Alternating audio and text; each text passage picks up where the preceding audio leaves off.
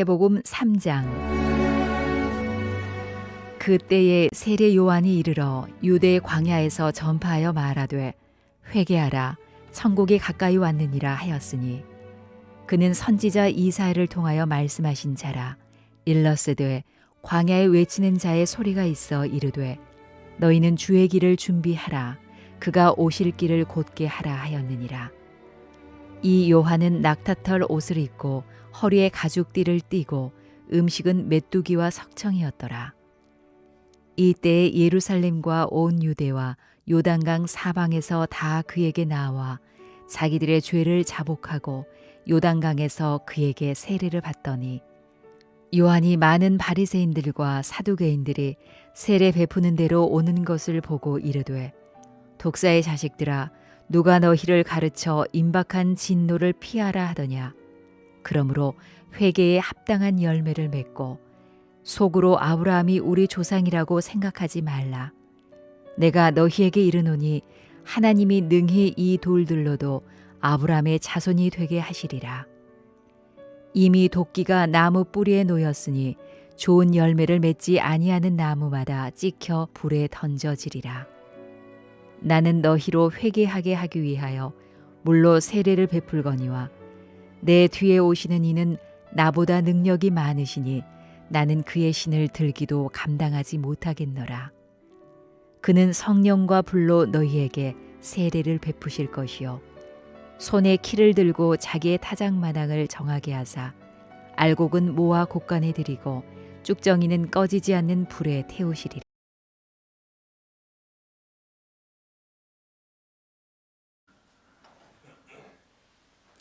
오늘 말씀의 전체적인 그림을 좀 보십시다. 핵심적인 주제가 어디에 있는지 좀 드러날 것 같은데 2절 보시면 회개하라 천국이 가까웠느니라. 그게 밑줄을 그어 보십시오. 밑줄을 또 가로를 치거나 동그라미를 해야 될 때가 있어서 밑줄을 해보시고 6줄로 가보셔서 자기들의 죄를 자복하고 거기도 밑줄을 좀 그어보시고요. 7절에 보시면 독사의 자식들아 누가 너희를 가르쳐 임박한 진노를 피하라 하더냐. 거기도 밑줄을 좀 그어보시고 8절에 회개에 합당한 열매를 맺고 거기도 밑줄을 좀 그어보시고요. 그 다음에 10절에 좋은 열매를 맺지 아니하는 나무마다 거기도 밑줄을 좀 그어보시고 11절에 나는 너희로 회개하기 위하여 거기도 밑줄을 좀 그어보시고 12절은 뭐 전체가 다입니다. 손에 키를 들고 자기의 타작마당을 정하게 하사 알곡은 모아 곡간에 들고 쭉증이는 꺼지지 않는 불에 태우시리라. 전체가 어떤 말씀인지 좀 눈에 좀 더 잡히시죠. 그 다음에 2절에 회개하라. 거기다 가로나 동그라미를 좀 쳐보시고 회개에다가요. 회개에다가 그리고 또 8절에 보시면 회개 있죠. 거기도. 그리고 11절에 또 회개가 있습니다. 그죠? 계속 무엇을 말씀하시는지 있습니다. 6절에 보시면 마지막 부분에 세례가 있잖아요. 세례. 이제 회개와 세례가 붙어가는 거겠죠. 7절에도 세례가 있습니다. 그죠? 그리고 11절에도 하반절에 마지막 쯤에 보면 세례가 있습니다. 7절에도 세례 표시하셨죠. 그러니까 여러분 오늘 말씀의 전체적인 그림을 한번 보시면 핵심적인 주제가 어디에 이렇게 있다라는 게 좀 눈에 잡히시죠. 회개하라 천국이 가까웠느니라 2절에 말씀하시고 6절에는 자기들의 죄를 자복하고 요단강에서 그에게 세례를 받더니 7절에는 독사의 자식들아 누가 너희를 가르쳐 임박한 진노를 피하라 하더냐. 8절에는 그러므로 회개에 합당한 열매를 맺어야 된다. 10절에는 좋은 열매를 맺지 아니하는 나무마다 찍혀 불에 던져지리라. 11절에는 나는 너희로 회개하기 위하여 라고 말씀합니다. 자, 핵심적인 주제는 회개하라, 돌이키라 이런 말씀들이 될 수 있겠죠. 자, 왜 회개해야 합니까? 여러분 왜 회개해야 합니까? 오늘 말씀이 전부 말씀하는 게 뭐죠? 심판이 있다라는 거예요. 여러분 자주 말씀드리지만 우주적인 파루시아 종말이 있지만 각각의 개인적인 생명이 끝나는 종말이 있어요. 그리고 삶 속에서도 이런저런 종말의 때를 경험할 때가 있어요, 없어요? 있습니다. 동일하게 심판도 우주적인 심판이 있을 수 있으나, 그죠? 예수께서 다시 오실 때, 세컨 카밍 하실 때, 여러분 파루시아가 종말이 오면 하나님께서, 주님께서 우주적인 심판을 하시지 않습니까? 그러나 개인적인 삶의 순간순간 속에서도 심판이 있어요, 없어요?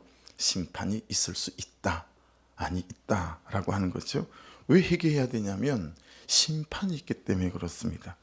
그런데 여러분, 이걸 역설적으로 말하면 어떤 뜻이 돼요? 구원이 있다라는 것입니다. 왜 심판하시죠? 구원 때문에 그렇습니다. 구속사 안에서 우리를 왜 심판하십니까? 우리를 구원하시기 위해 하시는 하나님의 구속사의 은혜고 구원의 계획이죠. 그러니까 이런 거예요. 누구에게는 구원이고 누구에게는 심판인 겁니다. 여러분, 누구에게는 심판이 되고 누구에게는 구원이 되죠? 회개하는 사람에게는 구원이 되고요, 회개하지 않는 사람에게는 심판이 된다라는 걸 알 수 있죠. 그렇죠? 그리 보면 분명히 이렇게 전제할 수 있어요. 여러분, 구원도 하나님에 대한 사랑이 전제되어 있고 심판도 하나님의 사랑이 전제되어 있습니다. 할렐루야. 그러니 저와 여러분의 인생에 닥치는 소소한 사건들마다 하나님의 사랑이 전제되어 있다, 확실하게 말씀드릴 수 있습니다. 그렇죠? 말씀만 해도 이렇게 깨달을 수 있는 거죠. 그러니 이런 사건이 있어도 하나님의 사랑이 전제되어 있는 사건이고, 저런 사건이 있어도 하나님의 사랑이 전제되어 있는 사건이에요. 아멘이시죠? 그게 우리의 믿음이에요. 심판도 사랑이 전제되어 있는 것이고 구원도 사랑이 전제되어 있는 것이다 라고 하는 것이니, 하나님 그분께서 우리를 얼마나 구원하시기 원하셔서 구체적으로 사건을 주시고 우리의 삶 속에 심판을 주시고 하시는지 모르겠다 라고 하는 것입니다. 그래서 2절, 회개하라 천국이 가까웠느니라, 심판이 있다는 말이고 구원이 있다는 말로 우리가 깨달을 수 있죠. 근데 여러분, 이 심판에서 구원으로 이끄시는, 삶의 역전을 주시고 인생의 역전을 주시고 존재 역전을 주시는 분이 누구시죠? 3절을 다시 읽어보십시다. 같이 한 목소리로 시작. 그는 선지자 이사야를 통하여 말씀하신 자라. 일렀으되 광야에 외치는 자의 소리가 있어 이르되 너희는 주의 길을 준비하라, 그가 오실 길을 곧게 하라 하였느니라. 여러분, 한편으로는 광야에 외치는 자의 소리로 살아가는 세례 요한에 대한 메시지이기도 하나, 또 그는 선지자 이사야를 통하여 말씀하신 자라, 그러니 또는 예수 그리스도다라고 말할 수 있는 부분이 있죠. 여러분, 우리의 존재 역전을 주시고 인생의 역전을 주시는 분은 예수 그리스도 한 분이신 줄 믿습니다. 여러분, 자, 그러면 세례 요한의 역할은 뭐죠? 3절을 다시 보십시오. 세례 요한의 역할, 광야에 외치는 자의 소리입니다. 광야에 외치는 자의 소리. 주의 길을 준비하는 사람이에요. 그렇죠? 주의 길을 준비하는 사람, 또 그가 오실 길을 곧게 하는 사람이에요. 자, 이건 말씀을 쭉 따라가다 보면 이게 무슨 뜻인지 충분히 해석이 되어집니다. 여러분, 세례 요한의 삶이 어땠어요? 이제 3절을 해석하기 위해서 그 다음 말씀들을 보는 거예요. 세례 요한의 삶이 어땠어요?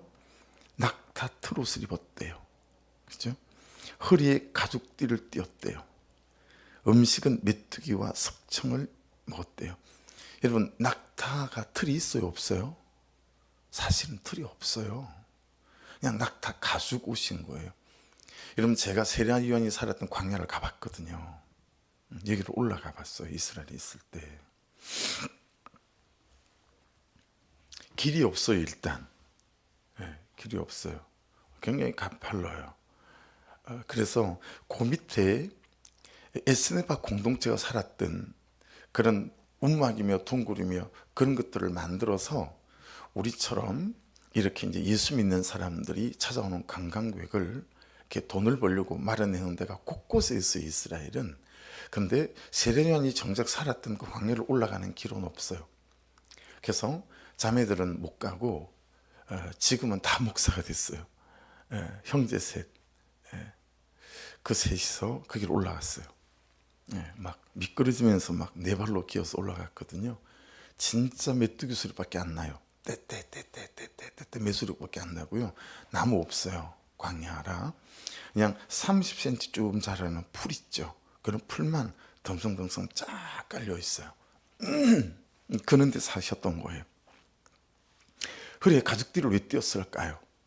예. 여러분 낙타트로스는요 이게 착용감이 없어요. 예. 그래서 이걸 묶어야 되는 거죠. 최소한의 장치다라는 거예요. 음식은 메뚜기하고 숙청이었더라. 이 중고등부 애들한테 얘기했더니 아우 되게 건강식품이에요 목사님 뭐 이렇게 얘기를 하던데 건강식품이긴 하겠죠. 여러분 보세요. 이 4절 말씀을 보면 예수 믿고 이 땅에서 형통을 누리고 복을 누리고 승리를 누리는 삶이 그리스도인의 삶의 주제일 수 있을까에 대해서 우리 묵상해 봐야 합니다. 네. 정말 심각하게 묵상을 하게 만드는 말씀일 수 있잖아요. 여러분 우리 입장에서 내 입장에서 낙타트롯은 나의 죄의 고백일 수 있어요. 허리에 가죽 띠는 나의 실패이며 상처일 수 있고요. 메뚜기와 석청은 나의 완고함이나 음란함이나 이기심이나 정욕의 고백일 수 있습니다. 왜 그럴까요? 동일하게 누군가를 살리고 누군가의 구원의 초청을 이루는 약재료이기 때문에 그래요. 할렐루야. 여러분 세례 요한이 왜 약대 트롯을 입고 살았죠? 예. 미샤의 오심을 예비하는 것이었고 그리고 그 당대의 사람들에게 구원을 초청하는 약재료 같은 삶이었어요.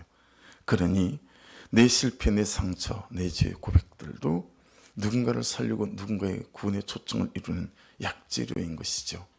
예. 여러분 그 개인 병원도 하시고 뭐 시험 볼 때마다 수석으로 들어가시고 그런 분이 다니면서 여러분 자기의 수치를 이야기할 이유가 어디 있겠어요? 그렇잖아요. 병원장 부인 아닙니까? 김영진 권사님은. 그런데 다니면서 세상에 외간 남자와 바람 피고 한 것들 여러분 알코올 중독으로 산 것들 그게 무의 자랑이라고 그 수치를 노래하고 다니겠어요? 그런 삶의 고통 속에 있는 사람들이 구원을 초청하는 약재료이기 때문 아니겠습니까? 그렇죠? 여러분 그 삶이 우리의 삶이다라고 하는 것 아니겠어요? 우리의 생각이나 기대와 말씀이 말씀하시는 결이 상당히 다르죠. 많이 달라요. 우리가 생각하는 기대와 우리가 생각하는 결은 세례요한 같은 게 아니잖아요. 우리는 짠하고 우리의 성공과 자랑과 높아짐과 되어진 것, 이룬 것 이런 것이 구원의 역사를 이루는 도구가 될 거라고 생각하잖아요. 근데 5절이 이렇게 말씀하세요. 5절 보세요. 이때에 예루살렘과 온 유대와 요단강 사방에서 다 그에게 나와. 이게 세례 요한은 약대틀 입고 사는데요. 메뚜기가 석정 먹고 사는데요. 뭐 볼 게 있다고. 온 사방에서 그에게 나왔을까요? 6절 보세요. 자기들의 죄를 자복하고 요단강에서 그에게 세를 뱉더니 아니 세례 요한이 뭐 한 게 있어요? 근데 자기들의 죄를 자복하고 세례를 받았대요. 7절 보세요. 요한이 많은 바리새인과 사두개인들이 세례 베푸는 데로 오는 것을 보고 이르되 독사의 자식들아 누가 너희를 가르쳐 임박한 진노를 피하라 하더냐. 여러분 바리새인들마저 사두개인들은요 유대 사이에서 1% 안에 속하는 초기족층입니다. 가문 대대로 대제사장, 그는 제사장의 가문이었던 사람들. 아쉬운 게 하나도 없는 사람이에요. 근데 여러분 광야에서 동굴에 살고 낙타트로 듣고 살고 메뚜기 서쪽 먹고 있는 그가 뭐 어떻다고 여러분 그 앞에 나와 무릎 꿇고 세례를 받으며 그의 삶을 여러분 따라 살려고 하는 몸부림을 가졌겠느냐라고 하는 거예요. 세례요한이 가진 것은 낙타트롯 한 벌이고 세례요한이 먹는 것은 석청하고 메뚜기 뿐이고 세례요한이 사는 집도 바위 동굴 뿐이다 라고 한 거 아니겠습니까? 여러분 새벽이라 좀 불편하시겠지만 한번 따라해 주십시오. 가진 것이 구원을 이루는 것이 아니고 사는 것이 구원을 이룬다. 할렐루야. 여러분 내 사는 삶이 나의 구원뿐만 아니라 다른 사람의 구원을 이룰 수 있어요. 내 삶이 그냥 구원의 초청이지 내 이룬 것이 구원의 초청이 아니에요. 예. 그러니 부자로 못 사는 것을 부끄러워하시면 안 돼요. 가난한데 당당하지 않는 걸 부끄럽게 생각해야 돼요. 가난한데 그렇다고 주눅들어 사는 걸 부끄럽게 여겨야 합니다. 아멘이십니까? 우리에게는 구원의 복음이 있지 않아요? 이 세례요한은 아무것도 가진 게 없어요. 그런데 세상 모든 사람이 그 앞에 와서 무릎을 꿇지 않습니까? 회개하지 않습니까? 세례를 받지 않습니까? 왜요? 그의 삶이 메시아를 기다리는 삶이라 이 말이에요. 내일 메시아가 와도 하나도 부끄럽지 않는 메시아를 기다리는 그 삶이었기 때문에 여러분, 가진 것이 구원을 이루는 게 아닙니다. 이룬 것이 구원을 이루는 게 아니라 지금 내가 사는 삶이 구원을, 나뿐만 아니라 다른 사람의 구원을 이루어간다라고 하는 것입니다. 그래서 이 땅에서 되어진 것이 구원을 이루는 것이 아니고 지금 여기서 내가 아프면 아픈 대로, 이 삶이라는 현장에서 안 되면 안 되는 대로 이 삶이라는 현실에서 말씀을 따라가는, 말씀을 따라 잘 사는 삶이 영혼을 살리고 사람을 살리고 그리고 가정을 살리고 세우는, 여러분, 이 살리는 역사를 이루게 될 줄 믿습니다. 그죠? 이래서 여러분, 기복이 얼마나 우리를 사망으로 이끄는 것인지를 깨닫게 된다라고 하는 것입니다. 우리가 정말 많이 질문하고 궁금해하는 어떤 삶이 가장 좋은 삶인가? 세례 요한을 통해서 이 아침에 명백하게 성경은 말씀하신다라고 깨닫게 되었습니다. 여러분, 어떤 삶이 가장 좋은 삶일까요? 구원을 위해서 쓰이는 삶입니다. 할렐루야. 영혼 구원을 위해서 사는 삶입니다. 그 삶이 가장 좋은 삶입니다. 혹시 여러분에게 머리를 뛰어나게 하셔서 좋은 학벌을 가지고 계신다면 여러분, 교만을 위해 쓰지 마시고 영혼을 살리는 데 쓰시기를 주의 이름으로 축복합니다. 혹시 재정의 문을 열어주셔서 하나님이 재정을 여러분을 풍성하게 하셨다면 여러분, 영혼 구원을 위해 하나님의 사람들을 살리는 일에 그 재정을 아낌없이 쓰시기를 주의 이름으로 축복합니다. 그죠? 은사도 마찬가지죠. 가장 좋은 삶은 영혼 구원을 위해서 하나님의 나라와 영광을 위해서 쓰는 삶, 사는 삶, 그 삶이 가장 좋은 삶입니다. 그 삶은 하나님께서 계산하시고 여러분, 주실 때마다 계속 그 삶에 우리의 열정과 시간과 재능과 재정을 쓰신다면 그 여러분의 곳간을 마르지 않게 하는, 솟는 샘이 되게 하시는 역사가 있게 될 줄로 믿습니다. 건강을 주셨다면 건강을 거기에 쓰시고 시간을 주셨다면 시간을 거기에 쓰시기를 주의 이름으로 축복합니다. 그러니까 사람들이 알아주지 않는 것에 여러분 절대 그럴 거 없어요. 그냥 알잖아요. 알죠. 교회 안에서도요, 여러분 폼 나는데, 이름이 나는데, 얼굴이 나는데 서려고 하는 분들도 있는 반면에 정말 이름도 빛도 없이 보이지 않는 곳에서 그렇게 사람들을 섬기고 세워가고 주의 몸된 교회를 섬기는 영혼들이 있거든요. 우리 하나님 앞에서 살고 영혼 구원을 위해서 사는 가장 좋은 삶이 되시기를 주의 이름으로 축복합니다. 분명한 현실은 누구는 무엇을 손에 쥐게 하셔서 구원을 이루는 통로로 쓰게 하실 것입니다. 그게 현실입니다. 또 누구는 광야에서 약대 트롯 입고 살게 하시면서 영혼을 살리고 사람을 세우는 통로로 쓰임을 받는 삶도 허락하실 사람도 있을 것이다 라고 하는 것입니다. 그러니 보세요. 내 인생이든 그의 인생이든 내 삶이든 그의 삶이든 세속적인 세상의 저를 위해서 우리의 인생을 올려놓고 그 무게를 절대 재지 않는 은혜가 있기를 주의 이름으로 축복합니다. 그래서 우리는 그 사람의 인생이 계산이 되지도 않고 할 수도 없어요. 그죠? 여러분, 세상의 저울 위에 올려놓고 쓰는 저울로 생각하면 그렇지 않아요? 강남 한복판에서 또는 어디에서 수천의 성도들과 목회하는 그분이 대단해 보일 줄 모르나, 여러분, 저 사이프러스, 그죠? 거기에서 후원자가 다 떨어져 놓으니까 선교사님이 월 130만 원 내는 게 너무 부담이 되는 거예요. 거기다가 지금 사이프러스는 우크라이나에서 많은 난민들이 돌아오니까 법을 개정을 했어요. 올해. 어떤 법을 개정했냐면 통장에다 잔고를 한 2천만 원을 놓지 않으면 못 살게 하는 거예요. 이것도 지금 3월 21일까지 또 마련을 해야 돼요. 그러니까 선교사님들이 어떻게 하냐면 서로 돌려막기를 하는 거예요.